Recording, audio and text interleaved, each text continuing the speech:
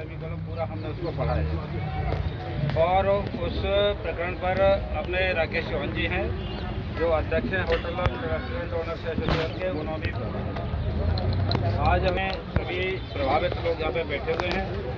और मैंने तो कल भी किसी को फ़ोन किया था कि भाई इस संबंध में कोई आज बैठक है क्या। कल फ़ोन किया था मैंने किसी साहिबान को, तो उन्होंने कहा कि मुझे आज की कोई जानकारी नहीं है, कल जो निकला है तो मैं उसमें कल आता जाए। तो कल कोई बैठक हुई है नहीं हुई है मुझे मालूम नहीं, लेकिन आज मेरे पास जो सूचना पहुंची तो मैं तुरंत 5 बजे आके बीच में हाजिर हुआ। कल इस विषय को लेकर के, क्योंकि केशव मेहरा जी जब ये प्रकरण हुआ था 96 में, जब विधायक भी बने थे, केशव मेहरा जी इसमें कोई दो राय नहीं है कि पूरे प्रकरण की इन्हें जानकारी है। आप ये मार्केटिंग मैनेजमेंट और नहीं, मैंने पूरा प्रकरण पिछले से मैंने उसको समझा, और समझने के बाद में हमने तय किया कि एक तो मैंने आज अखबार में भी बयान दिया है और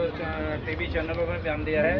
कि इस मामले को लेकर के मुख्यमंत्री जी से जाकर के उनके सामने मामला रखेंगे कि जो दुकानदार प्रभावित हो रहे हैं, जिनको आप जो औद्योगिक गतिविधियाँ बंद कर रहे हैं, उनसे कोई प्रदूषण जो ताजमहल को जो नहीं हो रहा, ये अपना बाहर से बना हुआ सामान ला करके बेचते हैं, कोई फैक्ट्री नहीं चल रही। फैक्ट्री तो जब ताजमहल की वजह से पहली फाउंड्री नगर उजड़ गया, उसके बाद में सारे ईंट के भट्टे चले गए, और यहाँ पर ये छोटे मोटे दुकानदार अपना जो बिजनेस ये कर रहे हैं, इससे ताजमहल को कोई हानि खतरा जो नहीं है। तो उसके बावजूद तो ये आज हमने संजय अरोड़ा जी का इनका मेरे पास फ़ोन पहुँचा, 5 बजे बैठक है।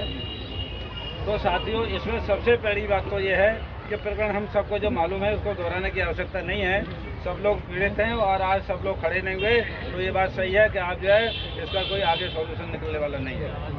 तो आप जो चंदा की जो जिससे हम कांटेक्ट कर सकें,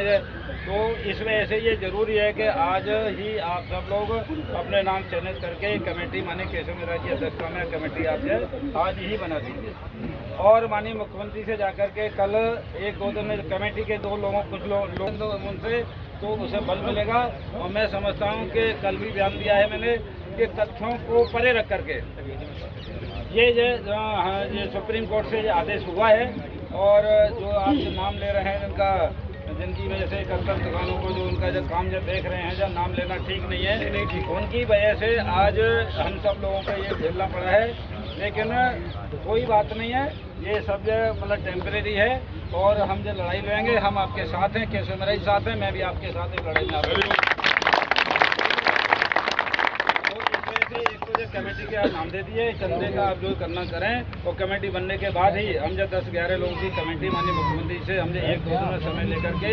उनके संज्ञान में ये विषय आना बहुत जरूरी है। तो उनके माध्यम से जो सॉलिसिटर जनरल होंगे उत्तर प्रदेश की तरफ से, वो जो पक्ष रखेंगे, तो हमारे जो वकील जो पक्ष रखेंगे, जो हम लोग करेंगे, तो उनको कम से कम वो सहमति देंगे। तो मैं समझता हूँ कोई देर नहीं लगेगी उसको आते तो वापस इतना सा मेरा विषय है। जब वो विधायक बने थे 1996 में, तब से लेकर के लड़ाई लड़ी 200 मीटर की पर्ची वाली, और ये सब लड़ाई उनको पूरी जानकारी है, वो सारा विषय आपके सामने रखेंगे। बहुत बहुत धन्यवाद। तो अखबार में हम सब नहीं पढ़ा है कि तत्काल प्रभाव से एक्शन चालू हो जाए। बस आपसे हमारी ये अपील है सभी की तरफ से कि अधिकारियों से बोल के, ADBC साहब से, DM साहब से बोल के इस काम को थोड़ा सा, ऐसा नहीं हो कि हम यहाँ तैयारी कर रहे हैं वहाँ से चलना चालू हो जाए। बस ये थोड़ी सी अपील है। जी पूरा आए 40-50 गाड़ियाँ आई तो एकदम से डर का भय हो गया। सर्वे होगा भाई, तब तो सर्वे नहीं हो रहे।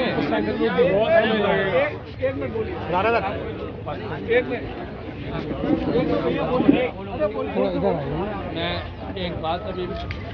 जैसे डॉक्टर साहब ने कहा कि पोल्यूशन की वजह से, मैं आप लोगों को बताना चाहता हूं, शायद कुछ लोगों को पता होगा कि नहीं, Uttar Pradesh pollution control board की क्लियर कट रिपोर्ट है कि होटल इंडस्ट्रीज़ या रेस्टोरेंट इंडस्ट्रीज़ या अन्य इंडस्ट्रीज़ जो हैं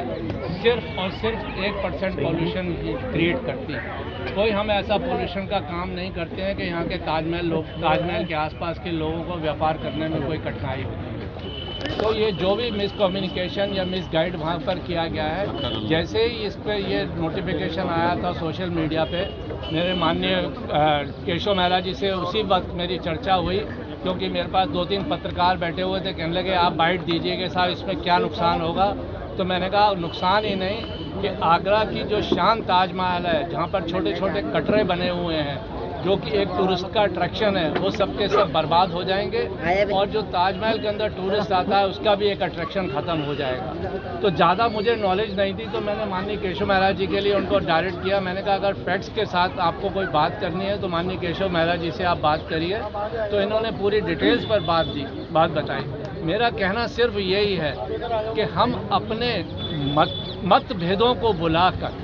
पूरे ताजगंज वासी नहीं, मेरा कहना का मतलब है कि हम लोग जितने लोग हैं जो डायरेक्टली और इनडायरेक्टली आप लोगों के साथ जुड़े हुए हैं, सब अपना मतभेद बुला के एकजुट होकर एक एक घर का एक एक व्यक्ति बाहर निकलकर इस मुहिम में साथ देगा। जब हमारी एकदम यूनिटी होगी तो किसी की हिम्मत नहीं कोई आंख उठा के भी इस ताजगंज की तरफ देख पाए, पर हमको यूनाइट होना पड़ेगा फैक्ट के साथ। जैसे कि माननीय केशव मेहरा जी ने बताया कि जब तक मेरे पास जो याचिकाकर्ता ने जो अब याचिका दायर करी है या ऑर्डर्स जो आए हैं, जब तक उसको मैं स्टडी नहीं कर लूँगा मैं कुछ बता नहीं सकता। तो मैंने तुरंत यहाँ के लोगों से कांटेक्ट किया और संजय अरोड़ा जी इनके पास तुरंत लेके जो है ऑर्डर्स और याचिका जो थी वो लेके पहुँचे हैं। उस पर मेरी अभी आधे घंटे पहले भी थोड़ी सी चर्चा हुई। अगर हम इस मैटर को ढंग से सुप्रीम कोर्ट के अंदर इसका जो हम प्रेजेंटेशन देते हैं तो मैं समझता हूँ कि सुप्रीम कोर्ट के अंदर जो है इसको कोई समय नहीं लगेगा कि हमारे फेवर में डिसीजन देने के लिए। जहाँ तक सॉलिसिटर जनरल की बात हो रही है, मैं कहता हूँ कि हमारा एक सौभाग्य भी है कि हमारे बीच में हमारे केंद्रीय कानून मंत्री जो हैं वो आगरा से हैं और उन्हीं की कॉन्स्टिट्यूंसी है। हम क्यों ना उनकी भी मदद लिए जाए कि उनसे कहा जाए कि अपनी तरफ से 2-3 लॉयर्स हमको सीनियर मोस्ट दिए जाएँ, और हम तो जो मिलकर सब एक बढ़िया सा लॉयर करेंगे ही। ये सब मिलकर एक ढंग से अगर पैनल बने और अपनी बात को हम पॉजिटिव वे में रखें, सारे पॉइंट्स को डिस्कशन करते हुए जो कि आदेश के अंदर दिए गए हैं, तो मैं नहीं समझता हूं कि सुप्रीम कोर्ट के अंदर जो भी मिसगाइडेशन हुआ है या मिसगाइड किया गया है उसका ऑल्टरनेट नहीं निकलेगा, ऐसा नहीं है। और वो रिव्यू पिटिशन फाइल करते ही मैं समझता हूं कि तुरंत इसके ऊपर जो डिसीजन होगा और हमारी जीत होगी। बहुत खर्चीली जगह है, सामान्य व्यक्ति का काम नहीं है। कपिल सिब्बल जैसे या और उसी स्तर के जो बड़े वकीलों की बात हो रही है,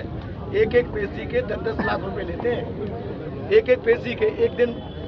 एपियर होने के, चाहे वो केस लगे या न लगे। इस लिहाज से जो सुझाव दिया है रमेश जी ने